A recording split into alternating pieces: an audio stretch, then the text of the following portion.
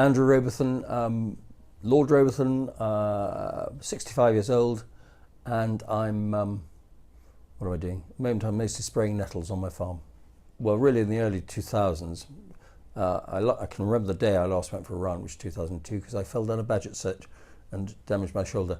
But by the beginning of the end of 2005, I was getting a serious amount of pain. I went skiing over New Year, and I walked out and I staggered back. I couldn't stand up, and I was in serious pain. I couldn't sleep, and so I ended up going and having both my hips resurfaced on the NHS in the Chelsea and Westminster. Very effective surgery, and I actually said to the surgeon, very nice man, I said, so you're going to give me a Birmingham hip? And he said, well, actually, we've got this new thing. He didn't say it was better all singing, all dancing, but I think he did say it would see me out, and he did say that it was a newer and a more modern thing. And so I had the ASR hips put in 2006, and they were very good for about 4 years. And then in 2011, I realized, I went up Ben Nevis, my son, and I realized there was a big lump growing on my left hip, a pseudotumor, which turned out to be made up of metal debris and flesh. So I knew something was wrong, and I went to see back to the surgeon in London. I then saw another specialist who said, well, you must have 2 total hip replacements. But I understand the downside of a total hip replacement, so I didn't think much of that. So I got in touch with Derek because of the Birmingham hip, and finally I came to see him and had them both redone. First one is a ceramic on metal mid-head resection on my left hip in 2013, and then just over 2 years ago in April 2015 I had this cross-linked polyethylene on metal. And so far, God willing, they've been brilliant. I think, if it has to be a sensible way forward, and there's no danger obviously of metal on metal wear. So far, it's been extremely good. As I said, let's wait another 10, 20 years and see what happens, but I'm very pleased with it. Life is pretty normal. I'm quite active. I went on a charity bicycle ride 350 miles around the battlefields of the Somme last summer. I should say the best contribution I got for the ABF that I was bicycling from was from my orthopedic surgeon, Derek. And there wasn't a problem with the hips at all. The problem was that it's quite tiring bicycling uphill, an endless hill in the driving rain into a headwind. I didn't much enjoy that, but there wasn't a problem with the hips at all. And I was the oldest, I think, on the ride. I was 65, drawing a pension. It didn't exhaust me. It was quite tiring.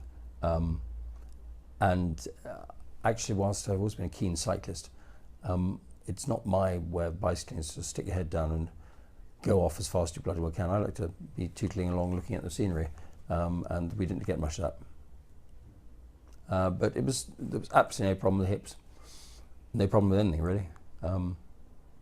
Perhaps we drank too much in the evenings. I don't know. It was France after all. I took my son up Penny Fan last July. I took him up the Yorkshire Three Peaks, Whernside, Ingleborough and Pennygent in April this year. Well, he thinks he took me up, and he probably did because he's 20 years old and a lot fitter. But, there's no problem with the hips. The problem is perhaps I'm getting a bit older and less fit than I used to be 40 years ago, of course. But my hips, so far, God willing, are fine. Well, I think now that I'm getting on a bit, I might climb all the Munros. And I'm quite keen on walking from Land's End to John O'Groats. So I've done it once before. I thought I'd do it the other way around this time.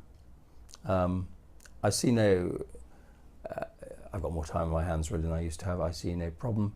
And, if you stay fit and active, you're more likely to remain healthy, fit and active than if you sit on your backside and watch television.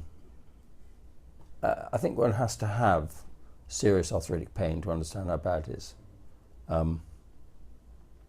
remember a friend of mine saying a couple of months before my first operation in 2006, saying, you know, you look grey because of the pain, and pain makes you look grey, and it was awful. I mean, awful. Walking became a chore. Sleeping became impossible. I used to get out of bed, lie on the floor, and all that sort of thing. It was seriously awful.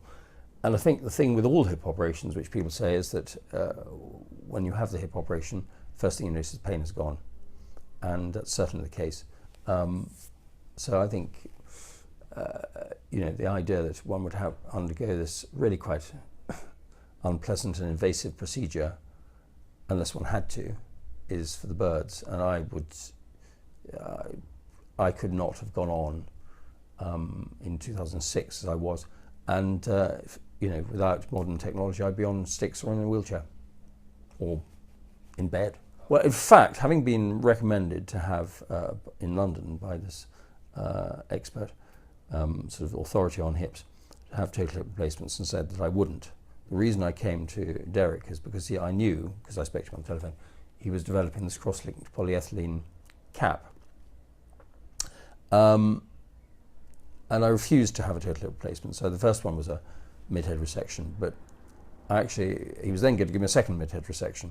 And I hung in there and said, no, I want your cross-linked polyethylene cap because I want to be resurfaced. And he said metal-on-metal resurfacing was unlikely to work. So I waited for that, and that's why, in fact, this second operation was some 18 months after the first. And as I said, I don't regret it, and he's very pleased with it. The first bit of advice, and you know, people ask me because for obvious reasons, if one is in serious pain, one should get it sorted because technology has advanced so much over the last half century, decades. And the second thing is to take more than one opinion. A second opinion is really valuable.